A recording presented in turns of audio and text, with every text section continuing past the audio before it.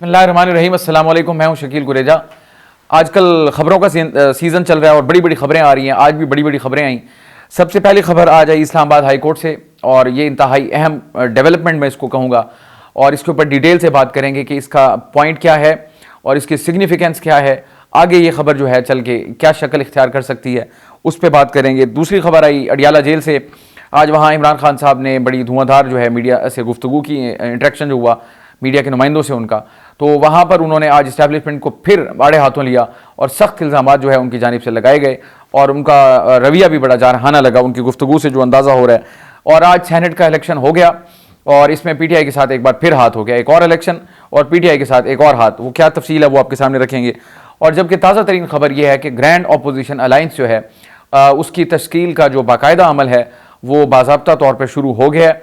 अब इसमें क्वेश्चन ये होगा कि क्या मौजूदा हुकूमत जो है, जो कि बड़ी फ्रजाइल है और जिसको बड़े चैलेंजेस का सामना है हर फ्रंट के ऊपर, वो इस ग्रैंड अपोजिशन अलायंस की मुतहम्मिल हो सकेगी या नहीं हो सकेगी, इस पर तफसील से बात करेंगे।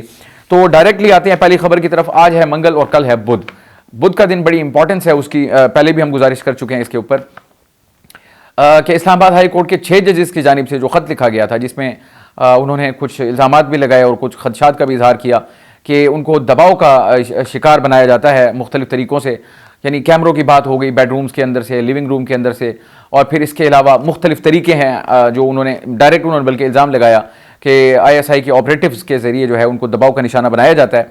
तो लिहाजा सुप्रीम जुडिशल काउंसिल जो है हमारी रहनुमाई करे कि इस सूरत हाल में हम क्या करें। अब एक तरफ आप वो ख़त के कॉन्टेंट्स को देखिए, उसके ऊपर कल समाअत होगी जो आज खुद नोटिस लिया था सुप्रीम कोर्ट की जानिब से। 7 रुकनी बेंच है और अब तक की जो इत्तलात हैं उसमें बज़ाहिर ये ऐसा महसूस हो रहा है कि कल शायद इसकी बराह रास्त नशरियात दिखाई जाएंगी। अगर उस वक्त तक कोई और डेवलपमेंट बीच में ना हो गई तो अभी तक यही इत्तला है कि इसको बराह रास्त नशर किया जा सकता है। लेकिन उस समाअत के शुरू होने से पहले, यानी एक दिन पहले, वो 6 जजेस जिनकी जानिब से ख़त लिखे गए थे, यह ख़त लिखा गया था सुप्रीम जुडिशल काउंसिल और जिसके ऊपर कल कार्रवाई होने जा रही है बाकायदा, यानी कार्रवाई का आगाज़ होने जा रहा है। एक दिन पहले उन 6 जजेस समेत दीगर 2 जजेस जो हैं इस्लामाबाद हाई कोर्ट के 8 जजेस हैं इस्लामाबाद हाई कोर्ट के टोटल, और जो ख़त लिखा गया था वो 6 की जानिब से था। और अब आज एक ख़त उनको मौसूल हुआ धमकी आमेज़ किस तरह है उसकी मैं पूरी डिटेल आपके सामने रखता हूँ कि 8 खतूत मौसूल हुए, हर जज के नाम एक ख़त था और वो इस्लामाबाद के एड्रेस पर आए, पाकिस्तान पोस्ट के ज़रिए आए और उसके ऊपर खातून का नाम लिखा हुआ है, भेजने वाली जो हैं रेशम, और वो अपने आप को उन्होंने वहाँ पर जाहिर किया अहलिया वकार हुसैन।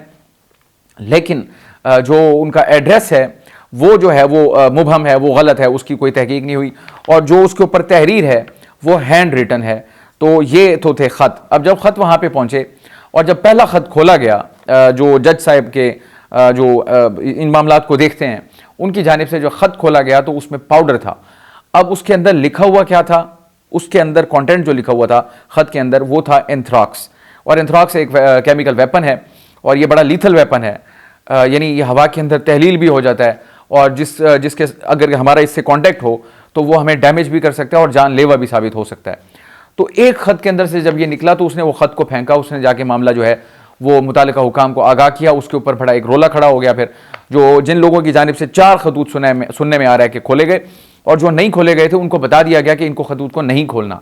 और उस ख़त के अंदर फिर एक तस्वीर भी बनी हुई थी, वो आप देखते हैं ख़तरे का निशान, जहाँ ये आमतौर पर वापडा के वहाँ पर दिया होता है खंभों के साथ या ट्रांसफार्मर के साथ, जो एक खोपड़ी बनी होती है और ये इस तरह का साइन होता है, तो वो भी उसके अंदर जो है यानी था उसमें, और एंथ्राक्स लिखा हुआ है। तो ये एक मैसेज था। इसके ऊपर हाई कोर्ट के जो चीफ जस्टिस हैं आमिर फारूक साहब, एक मुकदमे की समाअत के दौरान उन्होंने कहा कि यह हाई कोर्ट के लिए धमकी है।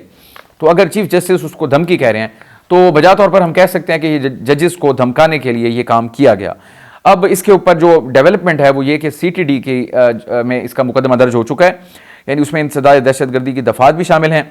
और अब तक की इतलात ये है कि जो हैंड राइटिंग एक्सपर्ट्स हैं उनको भी ये मामला जो है उनके आगे रखा जाएगा कि शायद वो उस हैंड राइटिंग के ज़रिए किसी जो इसके यानी उनको कोई सिरा मिले और वो मंजिल पे पहुंच सके कि ये कहाँ से, क्यों और कैसे इनिशिएट हुआ और फिर किस तरीके से इस्लामाबाद हाई कोर्ट पहुंचा। वो तो मैंने आपको गुजारिश कर दी, पाकिस्तान पोस्ट के ज़रिए आया और उसके ऊपर टिकट भी बाकायदा लगा हुआ है।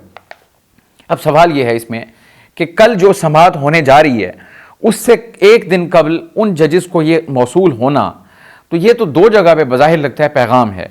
एक तो उन जजेस के लिए क्योंकि कार्रवाई का आगाज कल से होने जा रहा है और जिसमें सबूत भी पेश करने होंगे, जिसमें पूरी बहस भी होगी, सवालात के जवाब भी होंगे, और जो कुछ वहां पे कल होगा उससे पहले इन खतूत का मंजर आम पे आ जाना या उन जजेस को मिल जाना, तो इसकी तो बड़ी सिग्निफिकेंस है। तो यानी ये तो ऑब्स्ट्रक्शन ऑफ जस्टिस के जुमरे में आता है फिर कि अब अगर हमारे जो जजेस हैं जो कि पहले ही फरियाद लेके सुप्रीम जुडिशल काउंसिल के पास गए थे और जिन इल्ज़ामात का उन्होंने जिक्र किया, ये ख़त उन इल्ज़ामात की तस्दीक भी कर रहा है कि शायद उनके जो इल्ज़ामात हैं उसमें फिर जान है, उसमें वज़न है। ये नहीं दीदा दिलेरी देखी है जिनकी जानिब से भी किया गया कि कल कार्रवाई होगी और आज एक वार्निंग शॉट जो है वो जारी कर दिया गया और जो मुबस्सिरीन हैं वो इसके ऊपर इस बात पर भी तबसरा कर रहे हैं, ये जो वार्निंग है बज़ाहिर ऐसा महसूस होता है कि ये सिर्फ उन जजेस के लिए शायद ना हो, लेकिन जो आगे कार्रवाई होने जा रही है शायद ये पैगाम उनके लिए भी हो। तो ये तो खैर अब डिपेंड करेगा सुप्रीम कोर्ट ऑफ पाकिस्तान से कि वो कार्रवाई को किस तरीके से आगे लेके चलते हैं। ये जो इशू हुआ क्या इसको भी इस कार्रवाई का हिस्सा बनाते हैं, और वो 6 जजेस जिनकी जानिब से ख़त लिखा गया था, इस सूरत हाल के बाद वो उनका मौक़िफ़ क्या होगा, ये तो खैर अब कार्रवाई में पता चलेगा। तो बहरहाल चीफ जस्टिस का मैंने कल भी गुजारिश की थी, एक बड़ा इम्तहान तो है, लेकिन जो आज की डेवलपमेंट हुई बड़ी, इससे उनका जो इम्तहान था उसमें मेरा ख्याल है मज़ीद इजाफा हो गया, क्योंकि अब देखना होगा कि कहीं ये ख़त जो है इस कार्रवाई का जो कोर्स है उस पर असरअंदाज तो नहीं होगा। ऐन मुमकिन है हो, ऐन मुमकिन है ना हो, लेकिन बहरहाल मैं इसको ज़ाती तौर पे समझता हूँ कि ये ऑब्स्ट्रक्शन ऑफ जस्टिस है, यानी जो आपका इंसाफ का निज़ाम है उसमें एक यानी कारी ज़रब है। तो ये एक बड़ा टेस्ट केस होगा सुप्रीम कोर्ट के लिए, उनके इम्तहान में मज़ीद इजाफा हो गया। कल का दिन इंपॉर्टेंट है, देखते हैं कार्रवाई का आगाज़ कैसे होता है। पहला क्वेश्चन तो ये होगा कि क्या वो कार्रवाई बराह रास्त नशर की जाती है या नहीं की जाती। दूसरा ये होगा कि कार्रवाई का आगाज़ कैसे होता है, कौन वहाँ पेश होगा, जजेस क्या सवालात करेंगे, किस किस को तलब करेंगे और कार्रवाई को फिर आगे कैसे बढ़ाएंगे। तो ये बड़ी इंपॉर्टेंट चीज़ होगी जो कल शुरू होनी थी, शुरू होनी है एक्चुअली, और उससे पहले एक दिन ये मेरा ख्याल है कि कल की कार्रवाई के अंदर सबसे अहम सवाल जो आएगा वो ये जो आज के जो 8 ख़त हैं इसके ऊपर आएगा। यहाँ से मेरा ख्याल है बात का आगाज़ होगा। तो मुझे ऐसा महसूस होता है कि यानी अब सूरत हाल वहाँ पे ज़्यादा तशवीशनाक होगी सुप्रीम कोर्ट के अंदर इन खतूत के पेश नज़र। पिछला मामला अपनी जगह मौजूद था, लेकिन आने वाली जो ये नई जो एक्टिविटी है इसने जो है सूरत मामले को मज़ीद गंभीर बना दिया है। बहरहाल इसके ऊपर नज़र रखेंगे, कल की जो सूरत हाल होगी वो सारी आपके सामने रखेंगे, जो भी मामला वहाँ पे आएगा और जो उसके ऊपर डेवलपमेंट होगी सारी। दूसरी खबर आई आज अडियाला जेल से। मैं इसी के ऊपर एक और बात कर दूं कि आज इमरान खान साहब के साइफर केस की समाअत भी थी और इस इशू की वजह से उसमें ताख़ीर भी हुई, और फिर चीफ जस्टिस साहब ने आकर वहाँ समाअत के दौरान ये बताया कि ये जो इशू हुआ था इसको एक तो वो समझते हैं कि हाई कोर्ट को धमकी है, और इसके साथ ही वो कह रहे हैं इसकी वजह से समाअत में ताख़ीर भी हुई। तो बहरहाल उनकी समाअत जो है मज़ीद वो मुलतवी कर दी गई है। वो समाअत जब होगी उस पर भी आपको बताएंगे। आज अडियाला जेल के अंदर 190 मिलियन पाउंड केस की समाअत थी और बुशरा बीबी वहाँ पेश हुई और इमरान खान साहब भी पेश हुए। तो कार्रवाई अपनी जगह रही, लेकिन जो इमरान खान साहब की आज गुफ्तगू थी, एक तो बुशरा बीबी की जानिब से एक बार फिर ये दावा दोहराया गया है। आपको याद होगा पिछली समाअत के ऊपर उन्होंने ये कहा था कि जब मैं पिछली मरतबा आई थी अडियाला जेल पेशी के लिए और जब मैं वापस गई तो मेरे शहद के अंदर जहर मिला दिया गया था, जिससे मुझे बड़ी तकलीफ का सामना पड़ा, बिलखुसूस मेरे गले को। इस बार उन्होंने ये दावा किया है, वो कहती हैं कि मेरे खाने के अंदर हार्पिक जो है, हार्पिक एसिड कह लें उसको, वो उसके 3 ड्रॉप्स जो हैं वो शामिल किए गए और उसकी वजह से मेरी तबीयत बड़ी नासाज रही और बहुत सारी उनको प्रॉब्लम्स का सामना करना पड़ा। आंखों में इचिंग भी हुई और कुछ निशानात भी बन गए, ज़ुबान पर भी निशान बन गए। तो ये उनका एक और दावा है। इमरान खान साहब का अलबत्ता इसके ऊपर कहना है कि नहीं, उनको आर्सेनिक दिया गया। तो ये इमरान खान साहब की इत्तला है। बुशरा बीबी की जब बात हो रही थी सहाफ़ियों से तो उधर उनसे सवाल हुआ कि आपको ये किसने बताया कि आपके उसमें खाने में हार्पिक डाला गया है और उसके 3 ड्रॉप्स डाले गए हैं। तो उन्होंने कहा जी ये मुझे अडियाला जेल से पता चला, लेकिन मैं उनका नाम नहीं बताऊंगी। तो बहरहाल दुआ ये करते हैं कि ऐसा ना हो, लेकिन अगर उनका ये खदशा है तो इसकी तहकीक भी होनी चाहिए और उनका मेडिकल भी ज़रूर होना चाहिए हर सूरत, ताकि इंसाफ न सिर्फ हो बल्कि होता हुआ नजर आए। और ये जो हमारे यहाँ आर्म ट्विस्टिंग होती है पॉलिटिकल ऑब्जेक्टिव्स के लिए, उसका खात्मा ज़रूर होना चाहिए और इसके ऊपर हुकूमत को आगे बढ़ के काम करना चाहिए कि कल वो भुगत के आए हैं। आज अगर अपोजिशन पार्टी तहरीक इंसाफ है, अगर वो भुगत रही है, कल आप शिकवा करते थे, आज इनकी जानिब से शिकवा है, तो आप उनके शिकवे को सुने, फिर ऐसा ना हो कि कल तहरीक इंसाफ की हुकूमत हो, आप अपोजिशन में हो और यही चीखो पुकार आप कर रहे हो और फिर इमरान खान साहब आपकी बात भी ना सुने। तो आप अच्छी मिसाल कायम करें, यह हुकूमत के लिए अपॉर्चुनिटी है, उनको ज़रूर सुनना चाहिए। लेकिन इमरान खान साहब ने जो गुफ्तगू की, बहुत सारे मौज़ूआत को उन्होंने टच किया। एक तो इस इशू के ऊपर उन्होंने वाज़े अल्फाज में कहा, जो रिपोर्ट हुआ है, तो उन्होंने कहा अगर मेरी अहलिया को कुछ हुआ तो उसके जिम्मेदार army chief general Asim Munir होंगे। तो ये बड़े मेरे ज़ाती नुक्ता नज़र में बड़ा सख्त पोजीशन है एक पॉलिटिकल पार्टी, एक बड़ी पॉलिटिकल पार्टी के सरबराह को एक एक्सट्रीम पोजीशन पे जाने की। अभी तहकीक नहीं हुई, अभी पता नहीं चला और आपने उसका डायरेक्ट इल्ज़ाम लगा दिया एक इदारे के सरबराह के ऊपर। आपको, मेरा ये ख्याल है, एज ए पॉलिटिकल पार्टी आपका जो बाहर लीडर्स मौजूद हैं, जो पार्लियामान के अंदर मौजूद है, जो आपका वर्कर मौजूद है, वो ऑलरेडी बड़ी मुश्किलात में हैं और ये जो एग्रेसिव स्टांस होता है वो इनकी पॉलिटिकल मुश्किलात में मजीद इजाफा करता है। मुझे ये पर्पस सर्व करता कहीं नज़र नहीं आता, हाँ अलबत्ता नुकसान होता हुआ जो है वो नज़र आता है। तो ये इमरान खान साहब की जानिब से जो गैर मोहतात गुफ्तगू होती है, शायद उनकी स्ट्रेंथ भी यही है कि वो मतलब वो नताइज की परवाह नहीं करते, वो कहते हैं जो मर्जी हो जाए, वो जो आता है वो बोल देते हैं। उन्होंने आज भी कह दिया, तो अल्लाह पाक बुशरा बीबी को खैर आफियत से रखे, ऐसा कोई मसला ना हो। तो बहरहाल इमरान खान साहब की जानिब से ये इल्ज़ाम जो है वो आयद कर दिया गया उनके ऊपर, लेकिन मेरा ख्याल है उनको थोड़ा इसमें मोहतात रहने की ज़रूरत है। और वो ये कहते हैं कि मेरी बीवी के साथ, इमरान खान साहब कहते हैं मेरी बीवी के साथ जो कुछ किया गया वो ख़तरनाक है। अब वो एग्जाम्पल्स भी कोट कर रहे हैं। वो कहते हैं कि शहबाज शरीफ के खिलाफ तमाम गवाहान हार्ट अटैक के ज़रिए, हार्ट अटैक की वजह से मारे गए और चंद माह में सबकी मौत हो गई। मुझे डराने के लिए बुशरा बीबी को जहर दिया जा रहा है और बुशरा बीबी को जहर दिया जाएगा तो क्या मैं खामोश रहूँगा?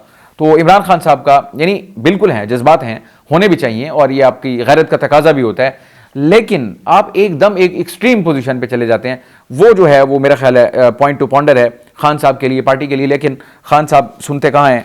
अभी पिछले दिन हमने वीलॉग किया था जिसमें बताया हामिद मीर साहब का दावा था कि जो लोग उनके पास मफाहमत का पैगाम लेके गए उनको न सिर्फ उन्होंने झाड़ पिलाई बल्कि उनको कहा कि खबरदार अगर ये दोबारा बात की तो वो उन्होंने कहा मेरी लाश यहाँ से जा सकती है, मैं इनके साथ मफाहमत नहीं करूँगा। तो इमरान खान साहब का जो स्टांस है उसके ऊपर वो बदस्तूर कारबंद हैं और वो पीछे हटने की मुझे तो ज़ाती तौर पर कोई उम्मीद नज़र नहीं आती। शायद उनकी यही पॉलिसी है और वो इसी को कंटिन्यू रखना चाहते हैं। 8 फरवरी का जो इलेक्शन था उसका जो रिजल्ट आया उससे इमरान खान साहब जो हैं, मुझे ऐसा महसूस होता है उनको एक नई जान मिली कि जो उनका बयानिया था ये वोट सारा उसी को पड़ा है और ये जीते हम उसी वजह से हैं। वो तो कहते हैं कि हमारी 180 सीट्स हैं, तो अगर वो इस चीज़ को अपनी फतह समझ रहे हैं तो फिर बड़ा मुश्किल होगा ये कहना कि वो इससे दस्तबरदार होंगे या इससे पीछे हटेंगे, तो मुझे बड़ा मुश्किल नज़र आता है। लेकिन उनका इल्ज़ाम बड़ा संगीन है। और इसके अलावा तीसरा इशू जो था आज का सेनेट इलेक्शन, एक और इलेक्शन पीटीआई के साथ एक और हाथ, कुछ उनकी उसमें अपनी गलती है और कुछ जो है वो निज़ाम की गलती है। निज़ाम भी तो आपको पता है हरकत में आता है, जब जहाँ चाहा निज़ाम हरकत में आता है और वो अपना मनपसंद नतीजा भी अखज़ कर लेता है। बुनियादी तौर पे इनका इशू जो हुआ वो मखसूस नशिस्तों का था। 25 मखसूस नशिस्तें जो हैं केपी की वो मिलनी तो इनको चाहिए थी तहरीक इंसाफ को कोटे के हिसाब से, लेकिन लीगल वजूहात की बुनियाद पर वो इनको नहीं मिली और वो दीगर जमातों में तकसीम कर दी गई। जब दीगर जमातों में इलेक्शन कमीशन ने वो कर दी तकसीम, 5 रुकनी बेंच था उसने तकसीम की, उसको जाके पेशावर हाई कोर्ट में पीटीआई ने चैलेंज किया, वहाँ भी 5 रुकनी बेंच था और 5 रुकनी बेंच ने भी वही फैसला किया जो ईसीपी का फैसला था इलेक्शन कमीशन का कि ये सीट्स सुन्नी इत्तेहाद काउंसिल को नहीं दी जा सकती, और फिर फैसला हुआ कि उनको तकसीम कर दिया गया और वो हो गया। उसके बाद बारी थी उनके हलफ लेने की, तो स्पीकर जो कि हुकूमत का हिस्सा है केपी में, पाकिस्तान तहरीक इंसाफ की जो हुकूमत है, तो वो स्पीकर साहब ने उनके हल्फ लेने से इनकार कर दिया। जब हल्फ लेने से इनकार हुआ तो जिनको सीट्स मिली थी यानी कि अपोजिशन, वो हाई कोर्ट पहुंच गई, पेशावर हाई कोर्ट के स्पीकर को ऑर्डर करें कि वो हमारा जो हल्फ है वो लें, क्योंकि आपने ऑर्डर कर दिया है कि ये इनकी है सीट्स। तो उसके बावजूद स्पीकर ने हल्फ नहीं लिया, बल्कि स्पीकर की जानिब से हाई कोर्ट के उस फैसले के ऊपर नजर सानी अपील दायर कर दी गई पेशावर हाई कोर्ट में। तो इस तरीके से मामला हो गया सब जुडिस। अब जब सब जुडिस हो गया यानी अदालत में आ गया, तो इसके बाद आज चूंकि इलेक्शन का दिन था, मजमुई तौर पे 30 नशिस्तों के ऊपर इलेक्शन होना था। मजमुई जो इलेक्शन था वो 48 सीट्स पे था, उसमें से 18 जो हैं वो इलेक्ट हो गए अनअपोज्ड यानी बिला मुकाबला मुंतखब हो गए, बाकी बच गई 30, और उन 30 में से जो 12 थी वो सिंध की थी माफ़ कीजिएगा 11 थी वो केपी की, और 5 जो थी वो पंजाब की थी। तो जो सिंध की 11 थी उसमें से 12 सीट्स थी, उसमें से 11 सीटें जो है वो तो पीपल्स पार्टी ले गई, 10 उनके अपने लोग थे, एक आज़ाद उम्मीदवार फैसल वाउडा साहब जिनको पाकिस्तान पीपल्स पार्टी ने सपोर्ट किया। तो इस तरीके से प्रैक्टिकली 11 सीट्स उनकी हो गई और 1 सीट एमकेएम के पास चली गई। और इधर से केपी के अंदर जो मामला हुआ वो तो इलेक्शन जो था, आज पूरी तैयारी थी, सारा कुछ मौजूद था, लेकिन एंड टाइम के ऊपर ऑपोजिशन की जानिब से वहाँ के जो इलेक्शन कमिश्नर है सूबाई, उनको एक दरख्वास्त दी गई कि जब तक ये हमारा हल्फ नहीं लेते उस वक्त तक ये इलेक्शन नहीं हो सकता कानून के मुताबिक, लिहाजा इसको मुलतवी किया जाए। तो वहाँ के जो वो हैं इलेक्शन कमिश्नर सूबाई, उन्होंने फिर चीफ इलेक्शन कमिश्नर से रब्ता किया और रब्ते के बाद उन्होंने इलेक्शन को मुलतवी कर दिया। तो इस तरीके से फिर इलेक्शन कमीशन की जानिब से नोटिफिकेशन आ गया कि इन वजूहात की बुनियाद पर, क्योंकि इनका हल्फ नहीं लिया गया, इलेक्शन को मुलतवी किया जाता है और वो मुलतवी कर दिया गया। तो ये पीटीआई के साथ हाथ हो गया एक किस्म का, क्योंकि उनके बाकी अरकान तो मौजूद हैं सूबे के, तो वो यानी ओवरऑल सूबे का ही मुलतवी हो गया। तो ये पीटीआई के लिए एक सेटबैक है सेनेट की हद तक। बहरहाल देखते हैं वो इसके ऊपर आगे क्या हिकमत अमल इख्तियार करते हैं। अब आते हैं एक और बड़ी खबर की तरफ, वो ग्रैंड ऑपोजिशन अलायंस। आज मुझे लगता है बाज़ाब्ता उसके ऊपर कार्रवाई का अमल शुरू हो गया। अल्लामा राजा नासिर अब्बास साहब, आपको याद होगा MWM वाले जो हैं, पहले पीटीआई इसमें जा रही थी, फिर मामला चेंज हो गया, तो उनके घर पे आज डिनर था और वहाँ पे इस चीज़ का फैसला हुआ है कि ऑपोजिशन बाकायदा तौर पे अब एक मुत्तहिदा ग्रैंड ऑपोजिशन अलायंस बनाने जा रही है। और उसके अंदर कौन कौन हो सकता है? महमूद खान अचकज़ई जो है उनको सरबराह बनाए जाने का इम्कान है, और JUI जो है मौलाना फजलुर रहमान साहब वाली, क्योंकि वो अपोजिशन में अभी तक, तो उनका भी इम्कान है कि वो इसमें शामिल होंगे। BNP मेंगल है, जमात इस्लामी है, और अब तक की इतलात के मुताबिक 14 अप्रैल को क्वेटा में जलसे की भी अनाउंसमेंट होने जा रही है बाकायदा तौर पर। अब हुकूमत को बने हुए बमुश्किल मेरा ख्याल महीना हुआ है या कुछ इतना ही वक्त हुआ है, तो इधर से ग्रैंड अपोजिशन अलायंस बन रहा है। तो खुदा खैर करे, हुकूमत पहले ही कमज़ोर विकेट पे है। जजों के साथ जो मामला चल रहा है, यानी एग्जीक्यूटिव के ऊपर इल्ज़ाम है, और ये जो जिनके बारे में इल्ज़ाम लगाया जा रहा है एजेंसी के लोग, वो आते हैं हुकूमत के मातहत। अदलिया के साथ भी मामला हो गया कि यानी तय करके गए कमीशन बनाएंगे, इन्होंने कमीशन बना दिया, सुप्रीम कोर्ट ने जाके खुद नोटिस ले लिया, हुकूमत बाईपास हो गई। तो एक तरफ इन इदारों के साथ मामला है, फिर हाई कोर्ट की जजेस हैं, फिर एक इमरान खान साहब हैं, और अब एक मुत्तहिदा अपोजिशन है। तो तीसरी तरफ एक और एंगल आप ले लें इसका, तो वो है माशी चैलेंज और IMF वाला मामला। नए मुज़ाकरात होंगे, नया प्रोग्राम होगा। सो ये तो मुझे नहीं लगता कि हुकूमत इस सारे मामले की मुतहम्मिल हो सकती है। आपको याद होगा, मैं याद दहानी के लिए बता दूं, 77 का इलेक्शन जब हुआ था तो उसके बाद बनी थी PNA, पाकिस्तान नेशनल अलायंस, 9 सितारे। आपको याद होगा वो जमात यानी मुत्तहिदा अपोजिशन अलायंस बना, और फिर उसने उस वक्त दम लिया, उस वक्त तक यानी जब जाके मार्शल लॉ लग गया था, यानी इस हद तक वो अपोजिशन में आगे चले गए थे। मार्शल लॉ लगा 4 अप्रैल वाला, और मामला फिर जाके ख़त्म हुआ। तो बहरहाल दुआ करते हैं कि मामला उस तरफ ना जाए, अल्लाह पाक खैर करे, मुल्क के लिए भी, हम सब के लिए भी। तो आप भी दुआ गो हैं, हम भी दुआ गो हैं। कल देखते हैं सुप्रीम कोर्ट के अंदर से क्या बड़ी खबर आती है, वो ज़रूर आपको अपडेट करेंगे। आज के लिए इतना ही। आप हमारी वीडियोज़ को लाइक कर सकते हैं और चैनल को ज़रूर सब्सक्राइब करें। अपना फीडबैक कमेंट के ज़रिए शेयर कर सकते हैं। मुझे इजाज़त दीजिए, अल्लाह हाफ़िज़।